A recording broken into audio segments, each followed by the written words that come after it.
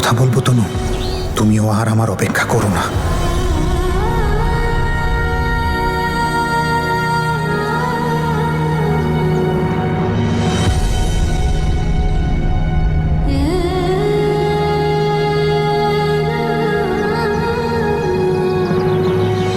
অঙ্গদ, কোন উপায় বেরোলো? আজ বিয়ে হতে চলেছে, এরপর আর কিচ্ছু করতে পারবো না। আমি জানি তো ম্যাডাম, আর আমি হাজারবার চেষ্টা করে দেখেছি, কোনো প্রুফ পাচ্ছি না। যে ইন্সপেক্টর অমৃতের কেসটা হ্যান্ডেল করছিলেন তিনি দিল্লি গেছেন, তার ফোন লাগছে না।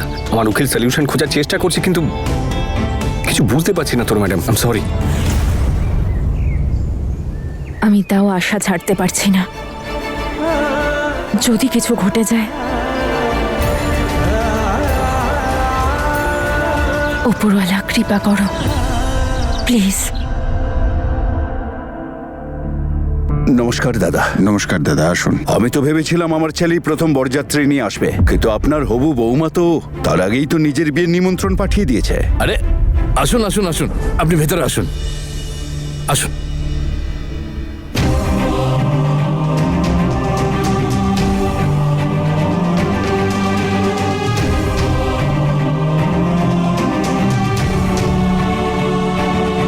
তনু এলো না? ওর বাবা ওকে আসতে মানা করেছে। আমিও তো এটাই চাইছিলাম। আমি জানি ও দেখতে পারবে না জাসমিন আর বীরের এই বিয়েটা। আর জাসমিন বড্ড ভয় করে আমার। দিদি ভালো করে খেয়াল রাখতে হবে যাতে ও বিপদ ডেকে না আনে। আপনি কোনো চিন্তা করবেন না, আমরা সবাই আপনার পাশে আছি। থ্যাংক ইউ আমাদের পাশে থাকার জন্য আর বিয়েতে আসার জন্য। দেখো মা, তুমি যে এত সাহস দেখিয়েছো তাতে আমরা কি করে চুপ করে থাকি? এই যে এত কষ্ট, এ তো আমাদের দুই পরিবারেরই। আমাদের দুই পরিবারকেই এটা মেনে নিতে হবে। আর এসবের কারণ তো আমাদের পরিবারেরই মেয়ে। নমস্কার সবাইকে, গুড মর্নিং। চলে এসেছো তোমরা? যাক, ভালোই করেছো। ভালো লাগছে সবাইকে দেখতে। আরো একটু ভালো লাগতে পারতে, কিন্তু ঠিক আছে, কোনো ব্যাপার না। কিছু একটা এখনো মিসিং মনে হচ্ছে। কি? ও, স্মাইল। চলো সবাই হাসো একটু।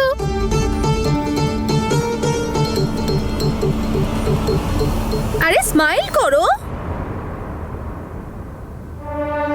গুড, এই তো গুড গার্ল। এবারে হাসিটা কিন্তু বিয়ের শেষ মুহূর্ত পর্যন্ত যেন মুখে দেখতে পাই। এমন না হয় যে লোকে দেখে বুঝতেই পারলো না যে বিয়েতে এসেছে না শ্রাদ্ধে। ওকে মা জাসমিন, নাও, কনেকে এখানেই পাওয়া গেল। দেখ, আবার এসেছি আমি তোর চুড়ি নিয়ে। কি করব বল? ভাগ্নির বিয়ে আর মামা মামি চুড়ি নিয়ে আসবে না, এটা কখনো হয়? দিদি আমাদের নিমন্ত্রণ করেছেন, খুব ভালো লাগছে। আমরাও চাই না যে বিয়ের কোনো অনুষ্ঠান অসম্পূর্ণ থাকুক। কি কি দেখছিস? কি এটাই দেখছি মামি, যে এর আগে তোমাকে দেখে আমি এত আনন্দ কোনোদিন পাইনি। তাহলে নে, তাড়াতাড়ি আয়। চুড়ি না পরে বিয়ে করবি নাকি? হ্যাঁ হ্যাঁ, চলুন দিদি, চুরির নিয়ম কোথায় হবে বলুন। হ্যাঁ চলুন। মা জাসমিন, যতক্ষণ না নিয়ম সম্পূর্ণ হচ্ছে চোখ খুলবি না কিন্তু। এক মিনিট, তনু কোথায় আছে?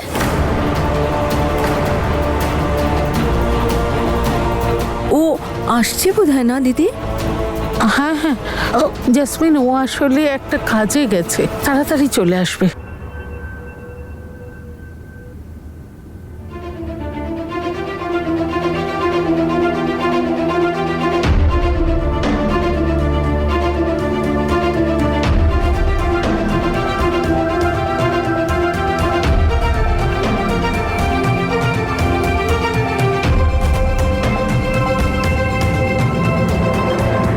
এলো না তো এখনো পর্যন্ত তনু? কোনো ব্যাপার না, করে নিতে দাও ওকে প্রার্থনা। আর আজ তো ওর প্রার্থনা করাটা সব থেকে বেশি দরকার। নিজের প্রেমিকের বিয়ে নিজের চোখে দেখতে হবে তো, সেই জন্য তো অনেক শক্তির দরকার, আর সেই শক্তি একমাত্র উপরওয়ালাই দিতে পারে। কিন্তু আমার এটা কেন মনে হচ্ছে যে তোমরা দুই মা একটু বেশি চালাকি করছো? আমি তোমাদের বলেছিলাম না যে বিয়ে শুরু হওয়ার আগে যদি তনু না আসে আমার কিন্তু ধৈর্য শেষ হয়ে যাবে। আর আমার ধৈর্য শেষ হলে এমন বিপদ হবে যেটা তোমরা সহ্য করতে পারবে না।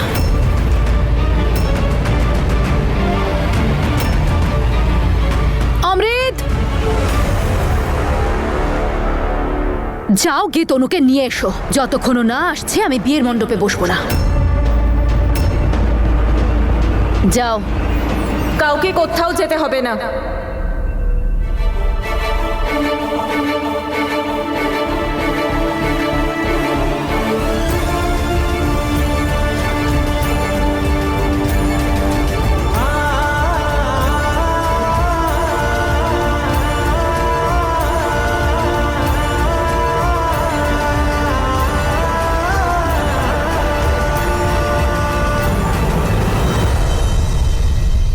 তোর কেন মনে হলো জ্যাসমিন যে আমি আসবো না?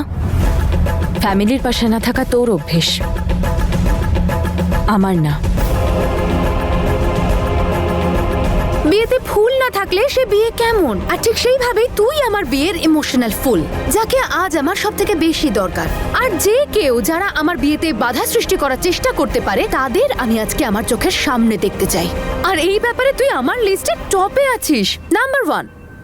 তাই তোকে তো এখানে আসতেই হবে। এবার আমার চোখ কিন্তু তোর থেকে সরবে না। কে বলতে পারে আগের বারের মতন আবার কোনো নতুন ফোন দিয়ে এটা তুই আমার জায়গায় চলে আসিস, আমার বীরকে আমার থেকে কেড়ে নিস? তখন আমি কি করব? আর অকারণে আগের বারের মতন আমি বদনাম হয়ে যাব যে ভাই এর তো নকল বিয়ে হয়েছে, এর তো সমস্ত নিয়ম কানুনই নকল ছিল। আমি তোর জায়গা কোনোদিনই চাইনি জ্যাসমিন। ওপরওয়ালা সবাইকে তার জায়গা দিয়েছে, আর আমার ওপরওয়ালার উপর সম্পূর্ণ বিশ্বাস যে আমার জায়গাটাও আমাকে উনি নিশ্চয়ই দেবেন।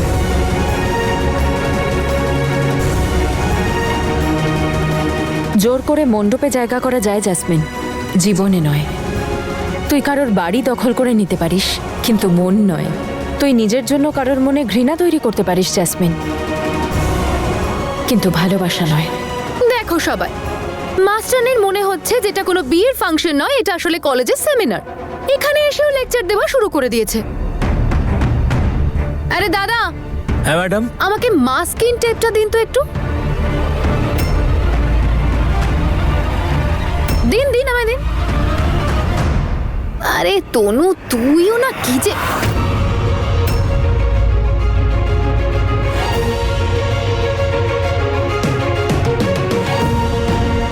আমার মুখ বন্ধ করিয়ে টাইম ওয়েস্ট করার থেকে রেডি হয়ে যা, লগ্ন না বেরিয়ে যায়।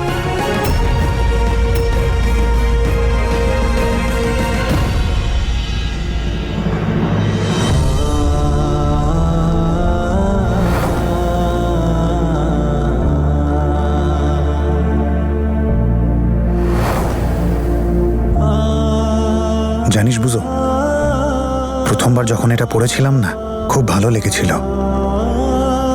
যে নিজের স্বপ্নের রাজকন্যার সাথে বিয়ে করতে যাচ্ছি আমি। কিন্তু মনে একটা ভয়ও ছিল যে যখন আমি ওকে বলবো আমি কানাডা যাচ্ছি না, তখন জানি না কিভাবে রিয়্যাক্ট করবে। আর ওই ভয়টা সত্যি হলো। আর দ্বিতীয়বার যখন এটা পড়লাম, তখন মনে একটা সন্তোষ ছিল যে আমি জ্যাসমিনের মিথ্যে ভালোবাসাটা বুঝেছি আর খুব তাড়াতাড়ি মুক্ত হতে চলেছে। কিন্তু সেই সময়ও একটা ভয় ছিল মনে, যে জানি না ও কিভাবে রিয়্যাক্ট করবে। আর আজকে যখন আমি তৃতীয়বারের মতো এটা পড়তে চলেছি, তখন না মনে কোনো সন্তোষ আছে আর না আনন্দ, শুধু একটা আতঙ্ক আছে বুঝো। জানি না আর কি কি করবে আমার পরিবারের সাথে। আমি জানি বীর, তোর মন অনেক শক্ত রে, তুই সবটা সহ্য করে নিবি, বিশ্বাস রাখ তুই শুধু। ঠিক বলছে বুঝো।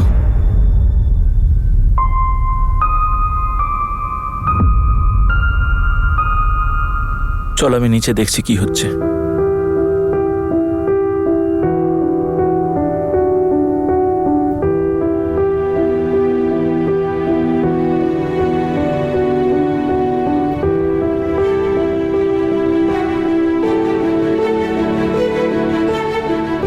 এসব যা কিছু হচ্ছে না, সব আমার জন্যই হচ্ছে।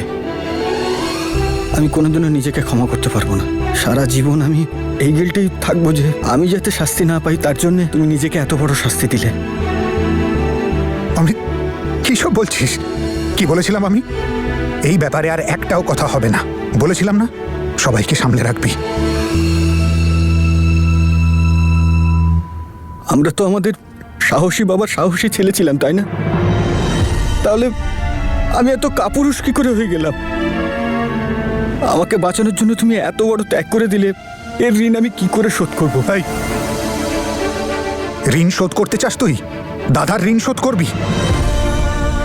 ঋণ শোধ করতে চাস তো তাহলে প্রমিস কর আমাকে, প্রমিস কর যে এই পরিবারকে তুই কোনোদিনও ভাঙতে দিবি না। তুই সবার খেয়াল রাখবি, সবাইকে দেখে শুনে রাখবি।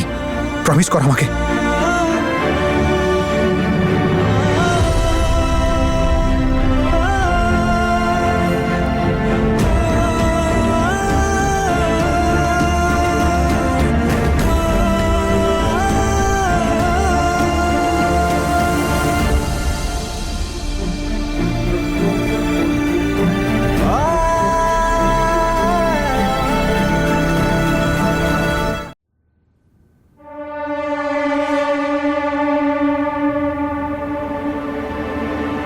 জেসমিন, আরে সুইটি, তুই চলে এসেছিস। হাই, কেমন আছিস তুই? তোর মা বাবা তোকে আসতে দিল তাহলে? বাবা মা নিজেরাই তো এসেছে। দীপ আঙ্কেল তো ফোন করে ইনভাইট করেছিলেন ওনাদেরকে। ওয়াও, কি ভালো! দেখ, উপরওয়ালা করুন যেন এরকম শাশুড়ি মা সবাই পায়। তুই জানিস আমাকে কোনো কষ্ট করতে হয় না, উনি দৌড়ে দৌড়ে সব কাজ করে নিচ্ছেন। আমি খুব মিস করছিলাম তোদের। ভালো হয়েছে তোরা দুজন চলে এসেছিস। তাছাড়া তোরাই তো আমার বেস্ট ফ্রেন্ড। আচ্ছা শোন জেসমিন, এবার তো সত্যি বিয়ে হচ্ছে, আর তাও তার সাথে যাকে তুই ভালোবাসিস। তাই প্লিজ এবার একটু খুশি থাকিস আর সবাইকে খুশিতে রাখিস। জেসমিন, প্লিজ এইবার অন্তত সংসারটা করিস। ভাগ্য করে এরকম একটা পরিবার পেয়েছিস। এবার তোর এইসব উল্টোপাল্টা কাজগুলো বন্ধ কর। এই জানিস, তোর সাথে না এইটাই প্রবলেম। তোকে না গলায় জড়িয়ে ধরলে তুই আমার গলা টিপে ধরিস। শোন সুইটি, আমি তোকে এখানে জ্ঞান দিতে ডাকিনি, আমার বিয়েতে এনজয় করতে ডেকেছি। আরে বিয়ে হচ্ছে আমার, আনন্দ কর, খাওয়া দাওয়া কর। কি সবসময় টেনশন করিস বলতো? আরে বোঝা না ওকে কিছু। যাই হোক, বাদ দে, বিয়ের সময় হয়ে যাচ্ছে। তাড়াতাড়ি আমাকে রেডি কর। চল। হ্যাঁ চল, তাড়াতাড়ি কর।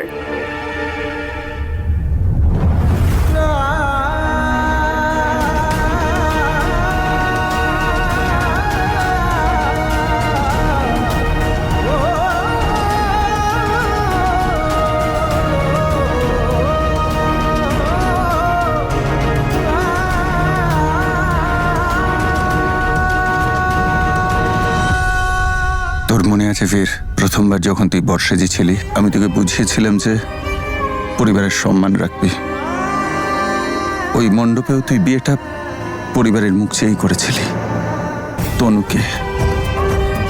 আর সত্যি বলতে কি, আজও সবটাই পরিবারের জন্যই করছিস। গতবার আমাদের ভাগ্য ভালো ছিল যে তুই একজন ভুল মানুষকে ছেড়ে সঠিক জনকে বিয়ে করেছিলি।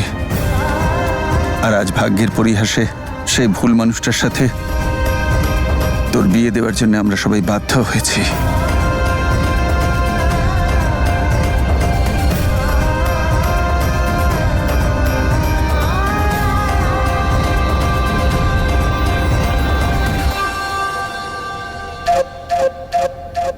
ওয়াও, বাহ, কি সুন্দর লাগছে আমাকে। আমাকে না আবার কেউ নজর দিয়ে দেয়।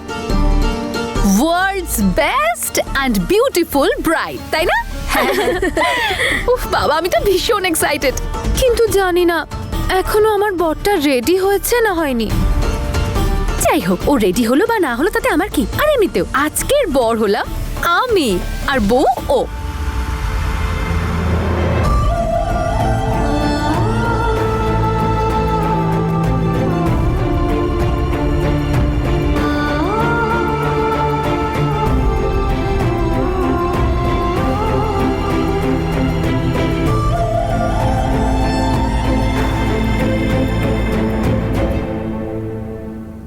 একজন মায়ের খুব আনন্দ হয় যখন তার ছেলে বরের বেশে তার সামনে এসে বসে। আজকে আমার ছেলেটাও বরের বেশে আমার সামনে বসে আছে, কিন্তু মায়ের আনন্দ নেই।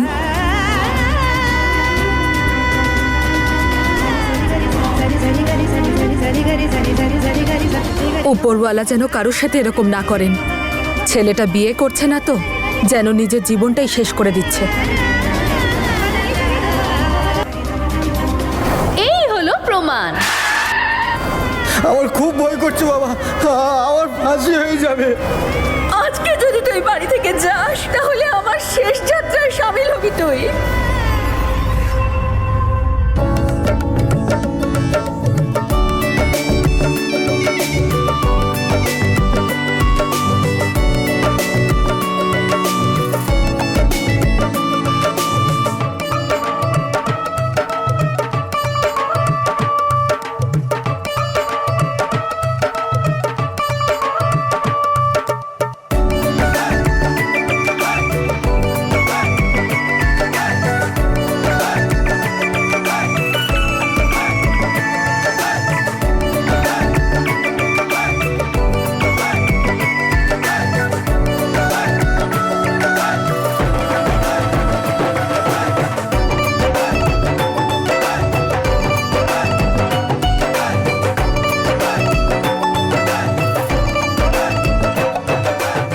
তোমরা সবাই যাও, আমি দাদাকে নিয়ে আসছি।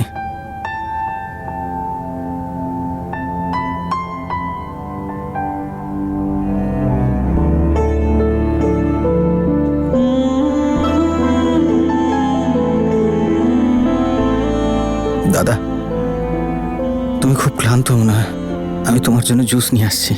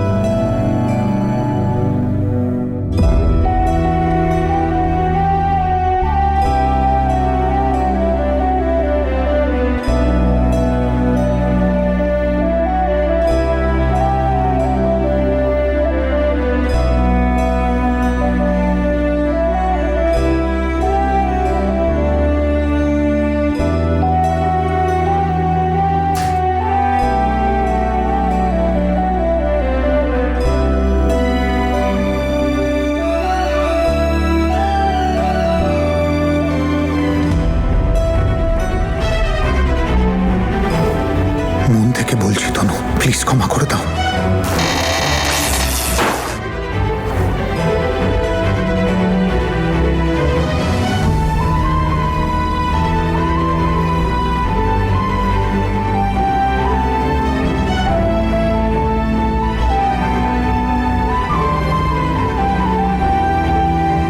ওই কষ্ট থেকে পালাতে চেয়েছিলাম, কিন্তু ওই ভালোবাসা থেকে নয়, যেটা বীরকে বাসি আমি।